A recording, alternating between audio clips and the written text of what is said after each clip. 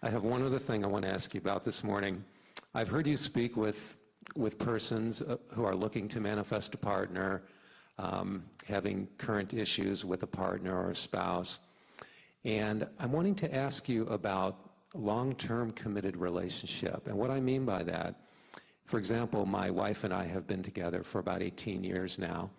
And when we came into relationship at the beginning, I know that I was in a very different vibrational place than I'm in now, which made our relationship very challenging at times. And what has happened for me since then is I've come more into alignment with myself, and as I've seen her coming more into alignment with herself, incredible things are occurring in our relationship. Issues are falling away. I'm having more fun and playing more than I ever thought I could. And so I'm wondering if you could speak for a bit about the process of evolution in a long-term committed relationship, the possibilities of such a relationship, and also if my wife and I are actually creating a vibrational escrow together.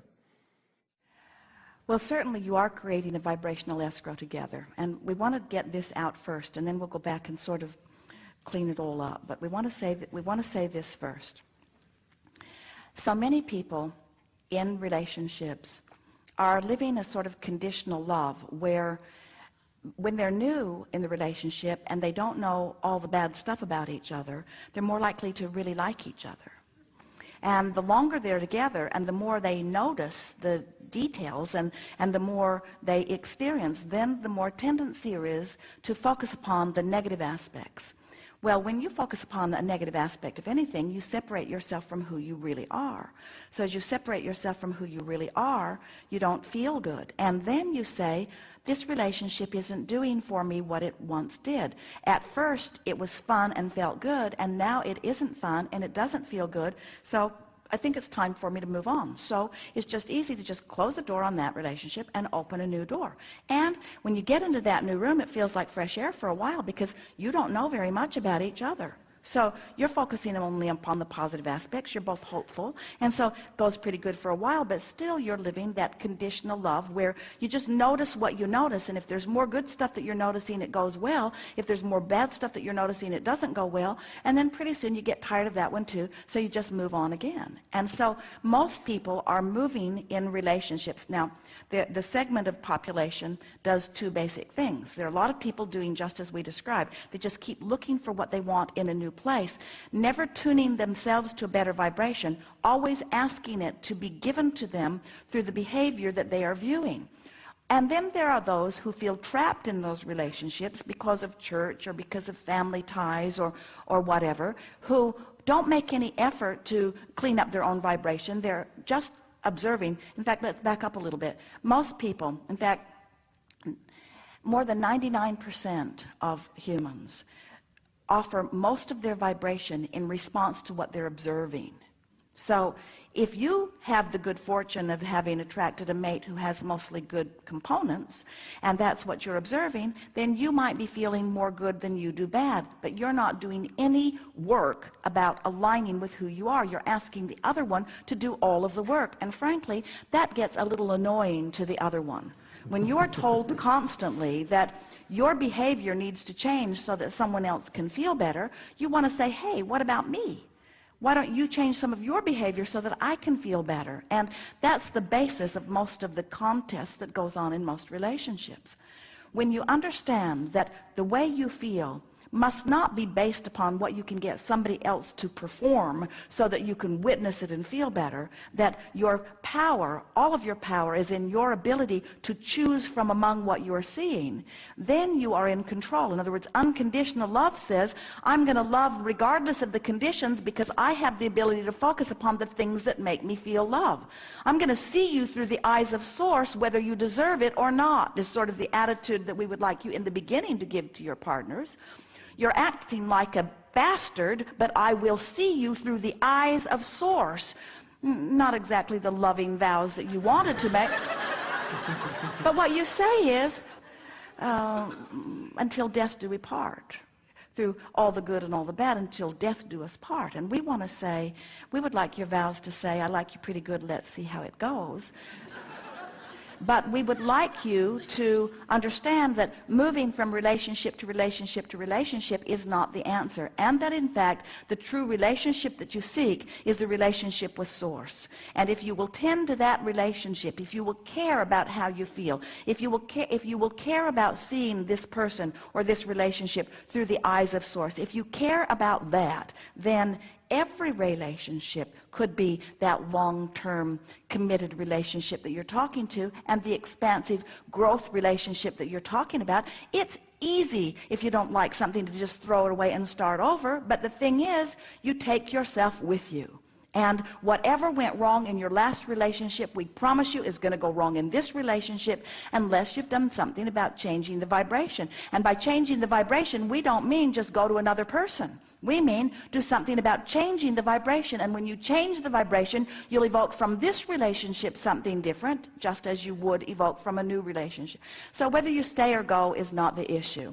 The issue is, am I tending to the relationship between me and me first? And once I'm doing that, then I will find joy wherever I stand. You can get so good at your alignment that you could have a wonderful relationship with anybody. With anybody. But you have, of course, through your physical experience, given birth to all kinds of preferences, and those preferences should be met. You should be able to live with the kind of person that you want to. They should look the way you want them to look. They should behave the way you want them to behave. We don't want you to say you can behave in any way that you want to behave, and I'll just joyously bip along and be your doormat and do whatever it is that you want me to do. That's not what we're saying at all. The art of allowing doesn't mean allow the other to get away with things that bother you. The art of allowing means tuning myself to the point that I'm not bothered, and then they can't do things that bother you. Nobody can consistently give you something that you do not want unless it is active in your vibration. And if it's active in your vibration, you want to blame the other one because it wasn't active in your vibration before you observed their behavior. But we want you to take control of your own experience by saying, I'm in charge of the way I feel, because I'm in charge of where I give my attention. I can see through the eyes of Source or not. It's that simple. So then, in the majority of cases, the greatest probability of a satisfying experience is standing right in the relationship you're standing in. We say that to everyone. The greatest probability, because law of attraction has brought you to this because of what was active. Now, there are a lot of things, and you said this about yourself and about your wife. We've both changed. We're both different. And we just want to say, if the changes that you are making are toward alignment, then the relationship is better and better and better. If the changes that you're making are away from alignment, then the relationship is worse and worse and worse. Really is that simple. So from our point of view, there's only one relationship to tend to, and that's the one between you and you, and everything else will take care of itself. If you could have a partner, you don't, but you could have a partner who has 9 rotten traits and 1 really good trait. And you could fixate on that one thing that keeps you in alignment. But let's say your partner is not usually vibrating with that one thing. You are, but your partner isn't. Well, law of attraction would continue to bring you things that vibrated like that, and if it wasn't present in your partner, then that partner would vibrate right out of your experience. Would have to be. What holds people in relationships that they don't like is that they keep focusing upon all 10 things. So they hold themselves to each other like glue. If you just focus on the good parts, the bad parts would go away, and sometimes the person will go with them. But if you focus on the good parts will stay, and often the person will stay with them. You see what we're getting at? Yes. Mm-hmm. And about vibrational escrow for my wife and I. Well, you cannot help but create a vibrational escrow. In fact, when you think about it, there is a vibrational escrow that is created by mass consciousness that you are all a part of.